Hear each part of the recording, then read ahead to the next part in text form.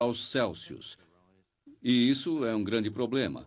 A rocha fica cada vez mais mole, mais flexível, por causa das altas temperaturas. Mas esse não seria o único problema. Lá embaixo, há também uma pressão altíssima. O ambiente seria, na realidade, muito mais hostil que o espaço ou o fundo do mar. As pressões são tamanhas que não saberíamos como construir um meio de transporte que pudesse penetrar no interior do planeta sem ser esmagado. A poucos quilômetros de profundidade, a pressão se tornaria alta demais para qualquer tecnologia atual. Já sabemos um pouco sobre a construção de veículos complexos. Será que poderíamos usar alguma coisa da tecnologia espacial para nos levar ao centro da Terra? Ray Sandwick é membro da equipe de projeto de veículos espaciais no MIT, o Instituto de Tecnologia de Massachusetts. É evidente que os maiores problemas numa viagem como essa são as pressões e temperaturas extremas. Entre os melhores materiais que temos disponíveis para suportar temperaturas tão altas estão as cerâmicas usadas no ônibus espacial, alguns compostos carbono-carbono ou qualquer material baseado no carbono. Mas é aqui que está o problema. Os materiais feitos pelo homem, como a cerâmica e os compostos de carbono, suportam o calor, mas têm pouca resistência. Já os metais são resistentes, mas a maioria derrete a temperaturas abaixo de 2.000 graus Celsius. A temperatura no núcleo da Terra é de provavelmente 5.500 graus Celsius. Precisamos de novos materiais para construir nossa cápsula ou para blindá-la. Às vezes, se o tempo é suficiente e se a exposição não for muito longa, basta um material com capacidade para absorver o calor que é recebido pelo sistema sem derreter. É mais ou menos assim que as placas de cerâmica do ônibus espacial funcionam. Elas isolam o equipamento durante a reentrada, mas se ficarem expostas àquela temperatura durante muito tempo, acabarão derretendo.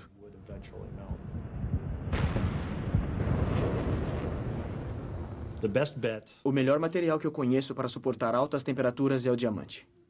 Além de ser o adorno mais valioso, o diamante também é a substância mais dura que se conhece. Podemos fabricar diamantes, mas será que conseguiríamos um que fosse grande o suficiente para uma cápsula? O diamante seria com certeza o material mais forte. E também suportaria as maiores pressões. Não sabemos se seria possível construir uma nave inteira de diamante. Mas seria algo bem interessante e útil se alguém conseguisse fazer. Para que a cápsula resistisse, teria que ser resfriada continuamente.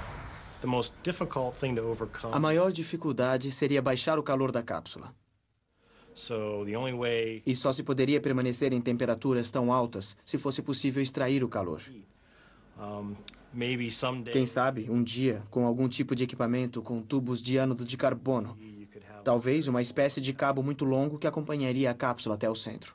E bombearíamos algum tipo de refrigerante que desceria milhares de quilômetros, ou a distância que fosse, eliminando assim o calor. Mas sem algum tipo de resfriamento ativo, não vejo chance. O maior problema é a quantidade de tempo que a cápsula ficaria exposta ao calor extremo. Seria como tentar construir um barco para navegar no Sol, entende? Seria uma temperatura dessa magnitude. Uma vez que o calor no centro da Terra é tão grande quanto na superfície do Sol, não poderíamos sequer pensar em viver lá. A tecnologia nos levou ao espaço a 320.000 quilômetros de distância, mas conseguimos avançar somente 11 quilômetros para dentro do planeta, apenas 2% da distância até o centro.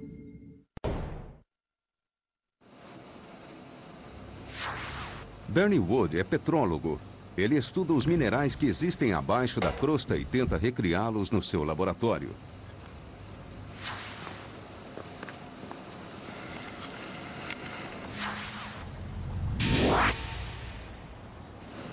Rob van der Hilst é um sismólogo holandês. Os sismólogos obtêm imagens do interior do planeta usando ondas sonoras. Os vulcanólogos desafiam a morte nos vulcões. Recolhem amostras para geoquímicos que decifram precisamente os componentes químicos das rochas. Tim Elliott lidera uma equipe de geoquímicos na Universidade de Bristol, na Inglaterra. Nós, geoquímicos, dissolvemos as rochas e separamos os elementos que interessam. E isso nos permite tanto datar as rochas, quanto estabelecer uma espécie de impressão digital de onde elas vieram. Os vulcões são as fontes mais ricas de rochas do interior da Terra. O mais ativo de todos fica no Havaí. Este é o contato mais próximo com o centro da Terra que o ser humano teve até hoje. O vulcão Kilauea. Um lembrete do calor e do poder ocultos abaixo da superfície do nosso amistoso planeta. Este vulcão está expelindo lava há milhares de anos sem nenhuma pausa. Ele construiu sozinho essa ilha. A rocha derretida chamada magma sobe do centro da Terra e arde pela crosta. A torrente, conhecida como penacho, permite que o planeta alivie a pressão. Funciona como uma válvula de segurança. Acreditamos que o vulcanismo no Havaí é essencialmente causado pelo penacho quente que sobe para a superfície, o que ocorre porque o material no fundo do manto é aquecido pelo núcleo. A temperatura do núcleo pode ser até 2.000 graus Celsius mais quente. O aquecimento faz com que ele se torne menos denso, elevando-se consequentemente pelo manto. Uma boa analogia é a luminária tipo lava-luz, dessas que as pessoas usam em decoração. São luminárias como estas que conseguem mostrar o que está acontecendo no manto da Terra, a camada que fica entre o núcleo e a crosta. A rocha aquecida pelo núcleo sobe enquanto a que está mais fria na superfície afunda. Esse processo contínuo, conhecido como convecção, empurra o magma para a superfície até a sua erupção como lava.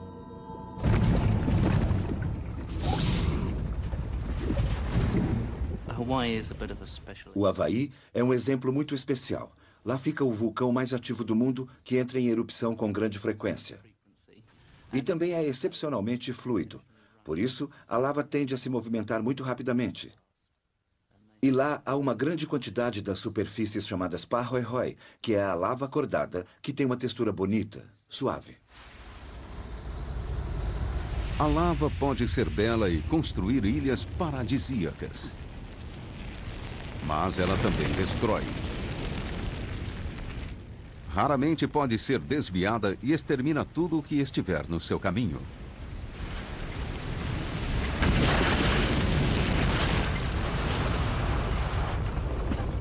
Maravilhados com as torrentes de rocha derretida que saíam dos vulcões, os primeiros geólogos estavam convencidos de que existiam imensas cavernas e espaços vazios no subterrâneo. É por isso que os exploradores de Júlio Verne percorreram túneis e cavernas até o centro da Terra.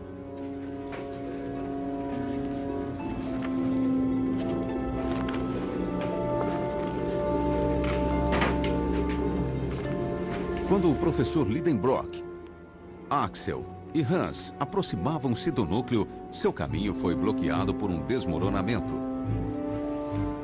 Não havia outro caminho e eles então decidiram que uma explosão poderia desbloquear a passagem.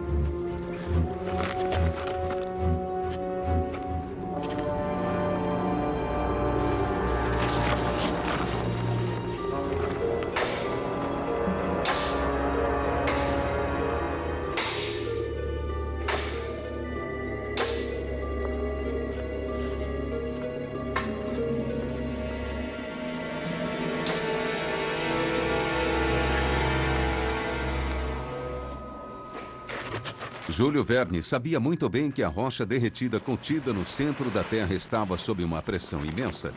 Se essa pressão fosse liberada, poderia formar um vulcão. Por isso, a explosão seria um risco.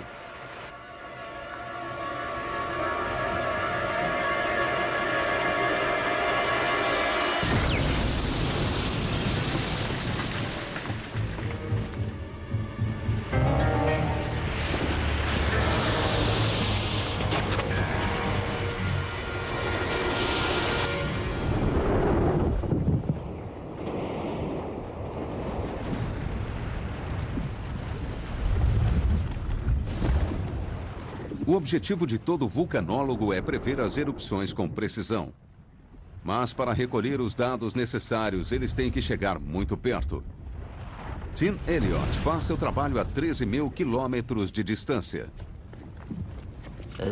Como geoquímicos, costumamos entrar em ação depois que o material esfria e solta alguns pedaços. Para essa análise altamente sofisticada, Tim começa esmagando a lava dentro desta máquina, que poderia ter sido idealizada pelo próprio Júlio Verne.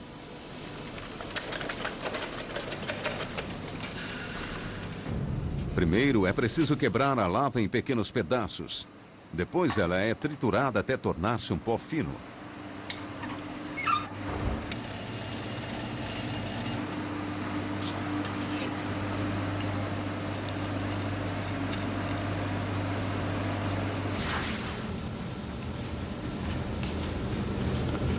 Em seguida, o pó é cuidadosamente dissolvido em ácido fluorídrico. Ele reduz a rocha aos seus elementos químicos, que